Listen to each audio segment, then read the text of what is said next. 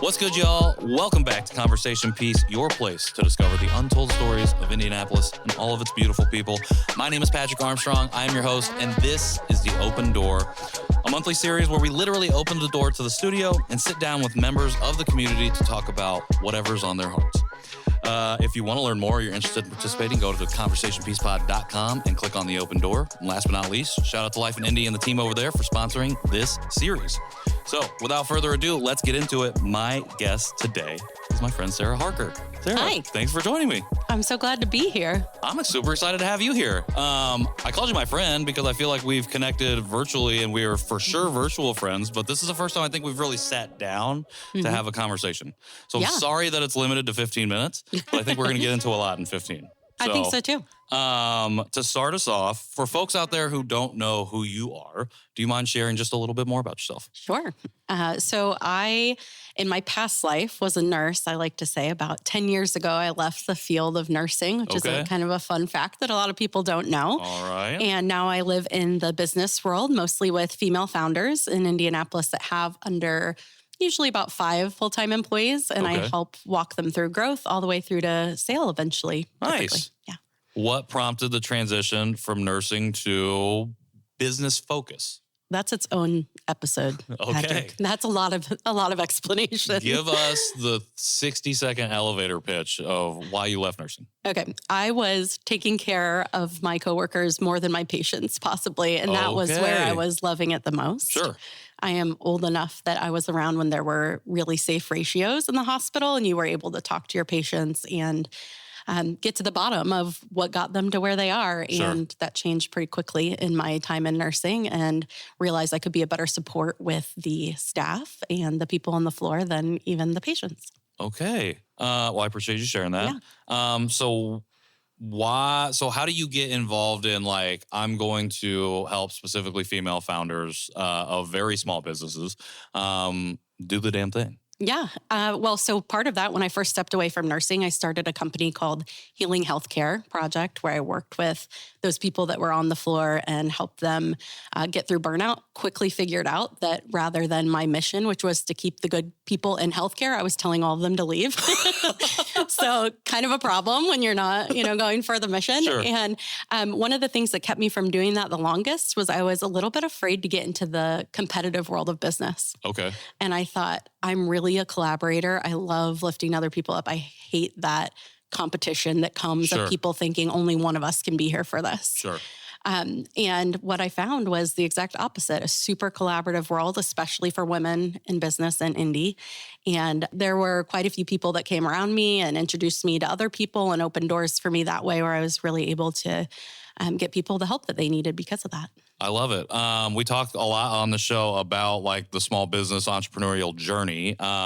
You talked about doors opening for you and a number of people doing that, which was a surprise as you stepped into what ended up being a very collaborative process for you. What were those first doors that you actually stepped through, and who were those first people that connected you and embraced you as opposed to keeping you at arm's length? Yeah. Oh man, there's a list. One of our mutual friends, Jennifer Magley, was probably the first person to reach out, which if you need a support system, that's a darn good place to start. You can stop there probably and be all right. Yes. Jen is taking over the world. 100%. Yeah. So oddly enough, I heard a podcast with her and a friend of mine, Erin Bridgman, and I heard her voice when I was at a car wash. And I was like, I'm sorry, this is weird. Are you Jennifer Magley? And we've been inseparable ever since. That is incredible. I think you can't help but be infected by her energy. No. And I think infected is probably the incorrect word, but be inspired by her energy when you're around her. So I love that. Yeah. So you get into it, you pivot from telling people to leave healthcare to telling people to how I'm going to help you with your business. What were some of those first unexpected challenges? Because you came across some unexpected triumph in like, oh, this can be very collaborative. I don't have to compete necessarily. What were some of the things that you found ended up being barriers for you? Oh man, for specifically speaking to women in business, funding. Oh, sure. I mean, that's kind of the obvious one, right? I think that was the one that I expected. I'm really good at asking people for money and spending other people's money, as my mom would say. But so that's one that was kind of expected, but also, obvious. I think I heard this on one of your other podcasts. There's, for all the venture capital in the United States, 2% of it goes to women and under 1% to Black women. So it's a pretty crazy amount of need when it comes to finances. You're seeing over 49% of people creating businesses every year are women, and that's not very much funding. Right. Yeah. So you are starting your own small business. You're also helping other women who are starting their small business, and funding being a number or a top barrier for not just you, but obviously for all of your clientele as well. To me, that reads competitive, but like you're approaching it from a collaborative sense. So like can you walk me through like how you keep that collaboration front of mind when from an outside perspective, it looks like, hey, we're all fighting over the same pie? Yeah. Sure. Well, it really depends on the niche. So I work with women in a lot of different types of businesses. Yeah. But I think just having the will to go out and ask is one. There's a lot of people I'll hear talk about funding, and I'm like, well, tell me about who you've talked to so far. And they're like, oh, that's on the list. Sure. So I say that a lot. Yeah. There's actually asking for the funding is a big piece. And then I think it just depends on what your vision is and what your goal is. If your goal isn't to be a competitive person and your goal is to go out there and support other people, and so the whole city wins, then that's a great place to come from. But I think besides finance, the thing that was surprising to me was the time. And I think being a small business owner, you can understand this. It costs $0 to like your friend's post, share your friend's post. So, there are some other things like that I think as I'm coaching other people through how to support their own business and ask for that funding, we're also looking at ways that they can help support other people. And in turn, it just helps everybody. Yeah. So something that we've talked about here, and I keep bringing up, especially this year, is that like Indiana has positioned itself, I think, based on conversations that I've heard, as a home or the hub of small business for small business owners. However, when I talk to small business owners, I don't necessarily get that sense from folks.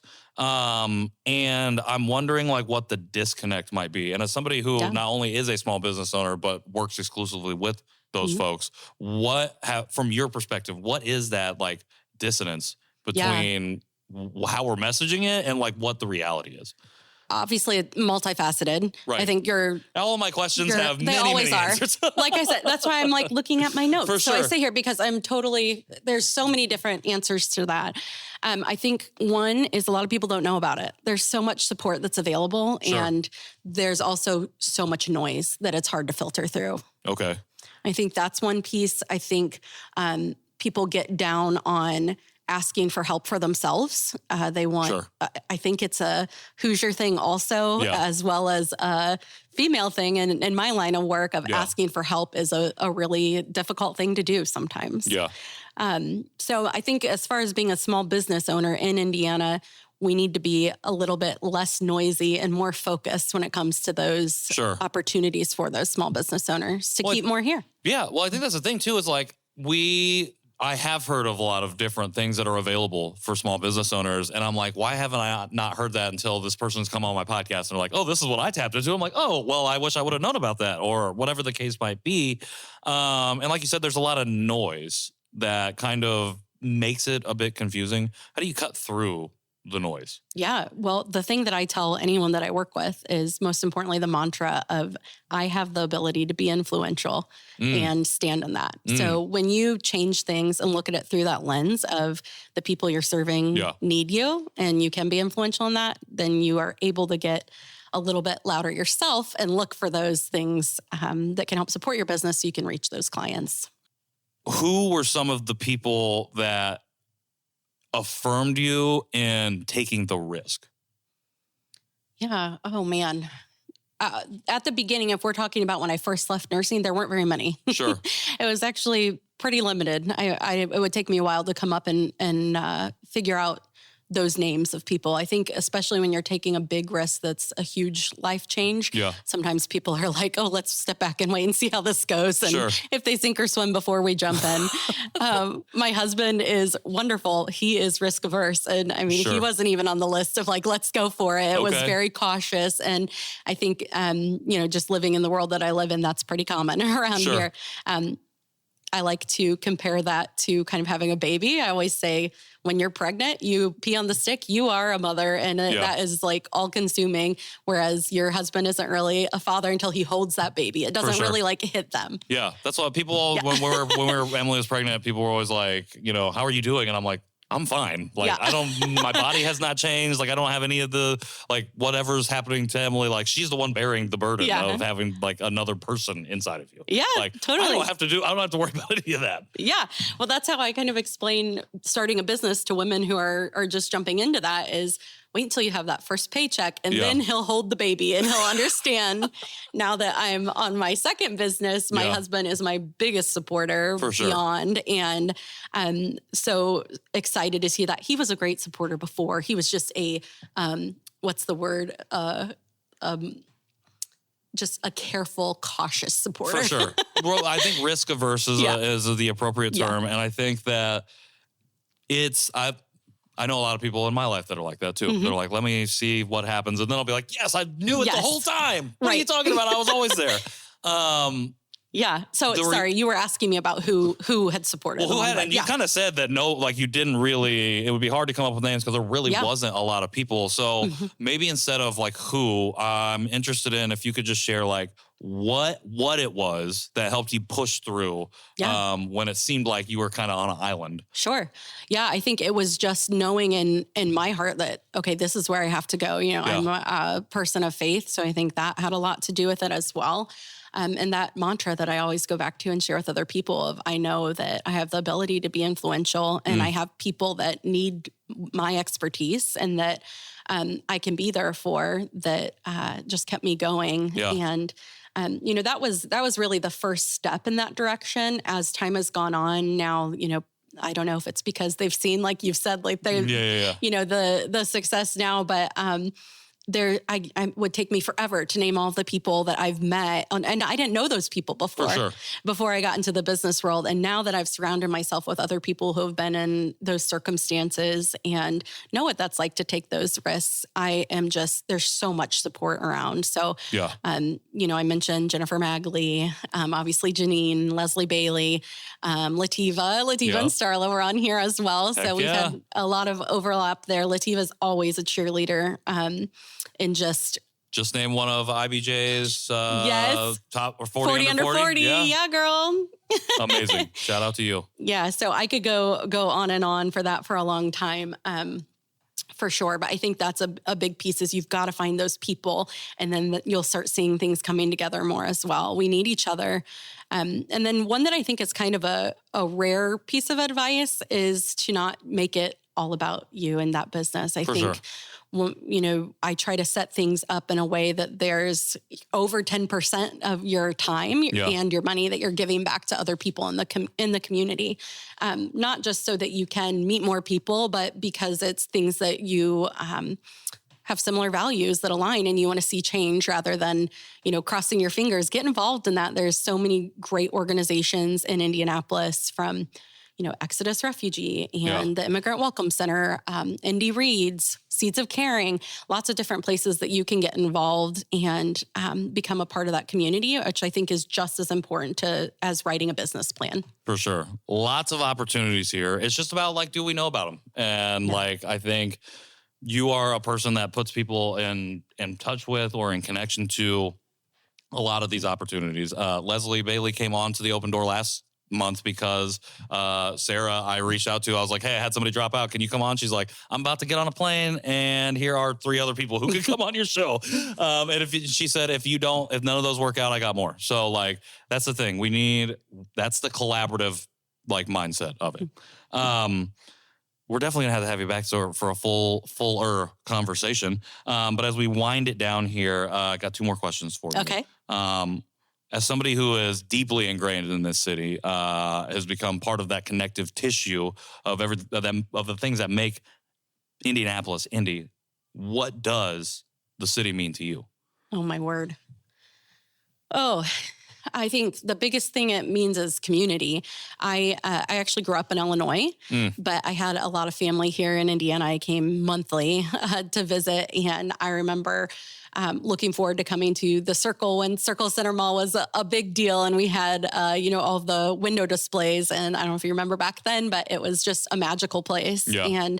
And even then, when I was a kid, I could just tell there was something so different that was drawing me to Indianapolis. But I think I love how you touched on moving our small businesses into Indy and how that's such a push right now. I think that the biggest thing there is just that community of people who are Hoosier hospitality. For sure. There's not a lot of times the news features that nationally, but we're working on pushing that out there more. For sure. Well, I would say I know a lot of people have come through the show who are transplant here who talk about that a lot. The welcoming, the familial, the communal aspect of the city. And I think it shows through. Sarah, thank you so much for coming and giving us a little bit of your time. As we wrap it up here, last but not least, for anybody out there watching and listening right now who wants to support you, maybe work with you, maybe figure out how do we follow you, how do we find you, how do we tap into what you got going on, how do we do that going forward? Yeah, sure. I live on Instagram.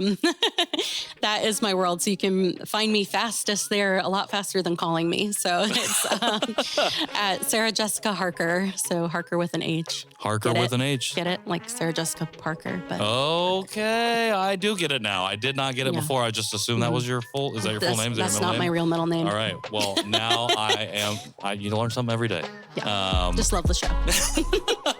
Well, we will have that linked in the show notes. Sarah, thank you so much. Thank you for having me. Absolutely. Make sure you check out Sarah's work and everything in the show notes here. ConversationPeacePod.com for everything Conversation Piece related. Shout out to Life in Indy for sponsoring this series. And until next time, I have been Patrick Armstrong, and this has been The Open Door. See y'all soon.